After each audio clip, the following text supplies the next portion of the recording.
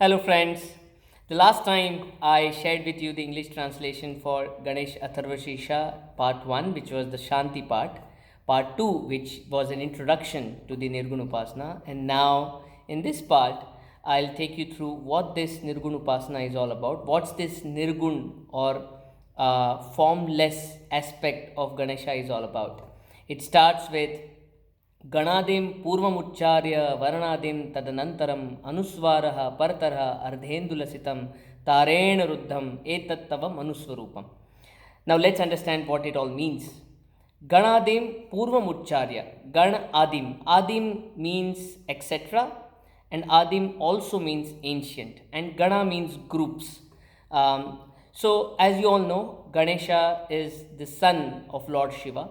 Lord Shiva is the leader of multiple groups of people, different assortment of people, and which are called as ganas. There are different ganas, and all these ganas actually were led by Ganesha, and hence he is also called as Isha, the lord of these ganas, or is also called as Ganapati, as the head of all these ganas. So the verse starts by saying, when you do say Ga, the Ga represents the ganas. So think about the different ganas that the Ganesha leads and heads. Varanadim tadanantaram. The Varana means form. Tadanantaram means later. So it says, first pronounce the Gakar, Ga, which represents the ganas or the ganas which Ganesha leads, and later on pronounce the akar, which represents the form of the Ganapati. Varnadim tadanantaram anuswaraha partarha. Anuswara represents the makar, and which is at the end. That is what the verse says. Varnadim tadanantaram anuswaraha partarha ardhendu lasitam. Ardha Indu Lasitam. Ardha means half, Indu means moon, and Lasitam means beautified by. So it says the formless identity of Ganesha is actually pronounced by mentioning Ga, then then Ma. But it is the formless form of Ganesha is beautified by a half moon on top, and the half moon also has a star on top, right? If you look at the half moon in the night, you would always see there's a star which is called as Rohini, very close to the moon, right? And that's the way it is remembered, and that's the way it is seen, that not only Shiva has this half moon on top, but it also Ganesha also has adorned and beautified by the half moon on top. But that's a very literal form. The actual meaning is Ardhendu Lasitam, like the half moon, beautify the way you're pronouncing these three distinct letters. So instead of saying Ga, Ma, say Gam. So it's a very unique and poetic way of conveying what is the right way to pronounce the Gam, which is the root of Ganesha. Imagine thousands of years back when this mantra, this verse was actually contemplated on by Atharva Veda. He had to pass on to the students not only that Ganesha's root is Gam, but also what is the right way to pronounce the Gam. Now, there was no way to record. Now I'm recording this video for you. Earlier, I could possibly record the audio for you. But thousands of years back, when there was no way of recording the sounds, how would I communicate and convey to so many people what is the right way to pronounce? And this is a very poetic way in which Atharva Rishi has explained that when you say Ga, Ma, please give it a sound which is like a half moon, and combine these three roots together by saying Gam. And not only that, it further says Tarena Ruddham. Now, Tara means, of course, the star. The star root, the star word basically comes from Tara, which is the Sanskrit, word for star. And Tarena Ruddham. Ruddham means adorned at the top. But Tarena Ruddham can also mean, Tara is also thread, and Ruddham could also mean stretched. So not only you have to say gum, but you have to also stretch it like a thread. So now instead of saying ga a ma, and instead of saying gum, you got to say it as gum, because you have to stretch it like a thread. So overall, the verse is not only conveying what is the root form of Ganesha, which is ga a ma, but it's also explaining what is the right way to pronounce the gum root of Ganesha. And so what's the actual way of pronouncing it? It is gum, right? So Ganadim Puram Ucharya Varnadim Tadanantaram Anuswaraha Partara Ardhendulesitam Tarena Ruddham Etattava Manuswarupam. This is your mental form or imaginary form or the Nirgun form, right? Etattava Manuswarupam. Gakaraha Purvarupam. Now it is also explaining, because it's very difficult to close your eyes, say Om Gam, and have no imagery in front of you, right? You still don't have this Sagun form, because that's explained later, and you are just contemplating on something which has no form. How do you think about it now?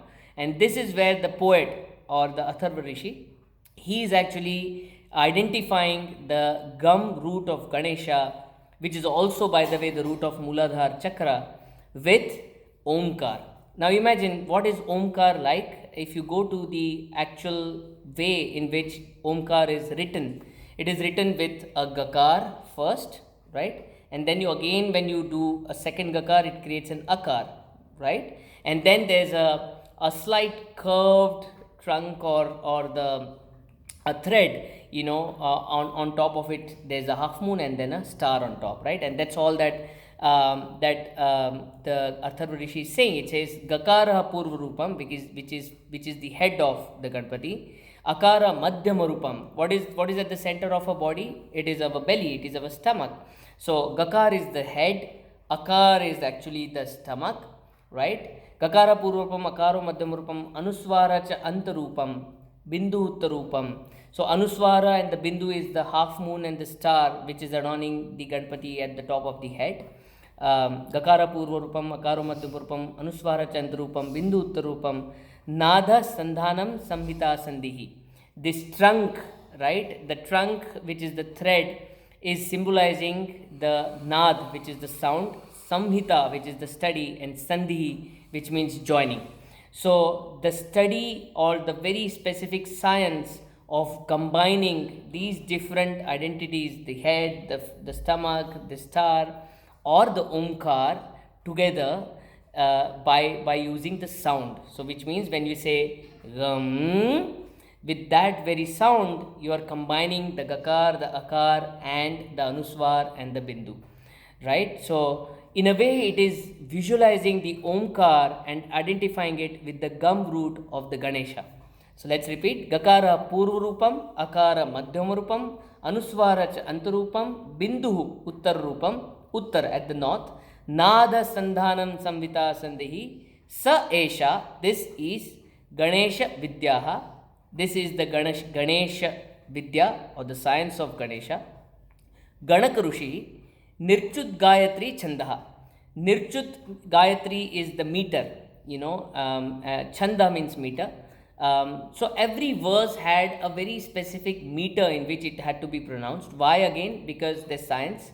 If you were to just remember random assortment of words, it's going to be very difficult, right? You cannot remember a paragraph, but you can remember a poetry or you can remember a song. Why can you remember a poetry and a song but not a paragraph? Because a poetry and a song has a meter, right? And because it's a meter, it's very easy to associate the words with a meter. Our memory is associative memory, so it remains fixed in our mind, in our memory, and that is why, because all the science, all the study, all the knowledge we ever had in our Upanishads was memorized and recited in the form of Shrutis, it was very important that every word, every pronunciation is remembered accurately. And hence every single study had a meter assigned to it. Every verse had a meter assigned to it. For this very verse of Ganesh Atharvashirsha, the Nirguna Upasana, the meter is Nirchut Gayatri. Nirchut means basically broken Gayatri Chandaha, which means the way you pronounce Gam is Om Gam, pause, Ganapataye Namaha, right? And that's the meter in which we say it. So it says Nirchut Gayatri Chandaha Ganpatihi Devata Om Gam Ganapataye Namaha. So at the end, it actually conveys how is it that you should recite. So to conclude, what is the right way to recite and what is the root form of the Nirgun form of Ganapati? It is Gam. It identifies with the Omkar. It represents the head, the belly and the trunk, along with the moon and the star adorning the head at the top. And it is pronounced in the following way: Om Gam Ganapataye Namaha. This is the Nirguna Upasana. In the later video, I'll explain the Saguna Upasana and the Falashruti. Thank you. Bye.